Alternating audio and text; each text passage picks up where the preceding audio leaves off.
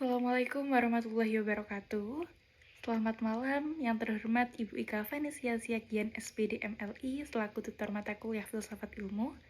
Saya Aisyah Auliana Hastia Kurniasari dengan NIM 877965285. Di video kali ini saya akan memenuhi tugas tutorial 3, yaitu akan menyampaikan materi tentang pilar-pilar pendidikan dan relevansinya di era digital. Pertama yaitu makna pilar dalam konteks pendidikan nasional.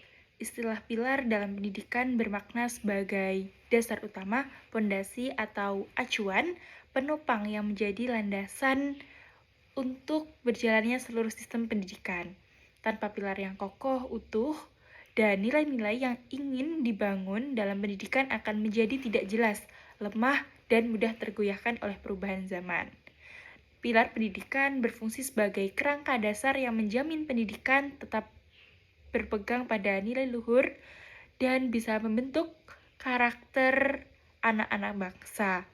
Nah, di Indonesia pilar-pilar ini dirumuskan oleh Ki Hajar Dewantara yang menjadi acuan utama dalam sistem pendidikan hingga saat ini. Relevansi prinsip pendidikan Ki Hajar Dewantara di era digital. Nah, nilai-nilai ini sangat relevan dan justru semakin dibutuhkan di era modern ini. Yang pertama, 3 prinsip itu ing ngarsa song tulodo. Nah, di depan guru ikut membantu. Misalnya, dalam pembelajaran platform digital, guru itu harus memberi teladan dengan membukakan platform-platform hal-hal yang positif. Dengan ini, anak akan menirukan apa yang dilakukan oleh guru. Dan yang kedua, ing madya mangun kerso, di tengah ikut membantu. Nah, dalam pembelajaran, guru harus ikut terlibat dalam pembelajaran dan harus memotivasi peserta didik atau murid sehingga pembelajaran bukan hanya sekedar hiburan. Dan yang ketiga, tutwuri handayani. Di sini, di belakang, guru memberi dorongan. Dengan ini, guru sangat memberi kebebasan kepada peserta didik untuk mengekspor ilmu dan memberi arahan agar mereka mampu memilah informasi, menjaga keamanan diri, dan menggunakan teknologi untuk hal yang bermanfaat.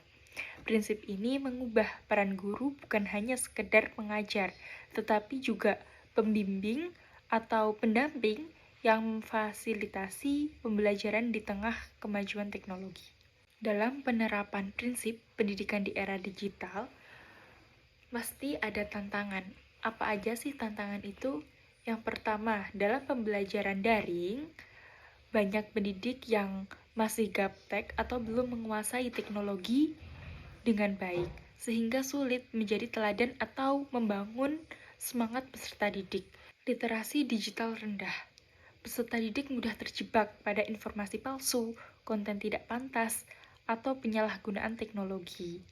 Nah, bagaimana pendidik itu bisa menjadi teladan dan pembimbing yang mampu menanamkan kemampuan berpikir kritis dan memilah informasi. Yang ketiga, dalam pembentukan karakter. Di era serba terhubung ini, tantangan terbesar adalah menjaga nilai luhur dan karakter peserta didik agar tidak luntur. Padahal pesan Ki Hajar Dewantara itu berfokus pada pembentukan watak dan moral. Dan yang keempat, peran guru. Nah, di sini batas antara guru dan peserta didik menjadi kabur karena akses informasi yang luas. Tantangannya, bagaimana guru tetap bisa menjadi teladan dan pendorong semangat meskipun murid seringkali memiliki pengetahuan teknologi yang lebih luas. Dan yang terakhir yaitu refleksi atau contoh konkret penerapan pilar pendidikan menurut Ki Hajar Dewantara. Itu bukan sekedar konsep lama, melainkan solusi kekinian yang jika diterapkan dengan tepat akan menjawab tantangan pendidikan nasional. Contoh penerapannya yaitu saat pembelajaran daring, guru tidak hanya mengirim materi tetapi menampilkan cara menggunakan aplikasi pembelajaran dengan rapi dan sopan, serta mengajak peserta didik untuk berdiskusi aktif dan memberikan kebebasan kepada peserta didik untuk membuat karya digital sambil tetap mengawasi dan memberi masukan. Kesimpulannya, dengan demikian, ketiga prinsip ini menjadi jembatan yang menghubungkan nilai budaya bangsa dengan kemajuan zaman, menjadikan pendidikan nasional mampu melahirkan generasi yang maju secara ilmu pengetahuan dan teknologi, namun tetap kokoh dalam nilai-nilai dan jati diri Indonesia.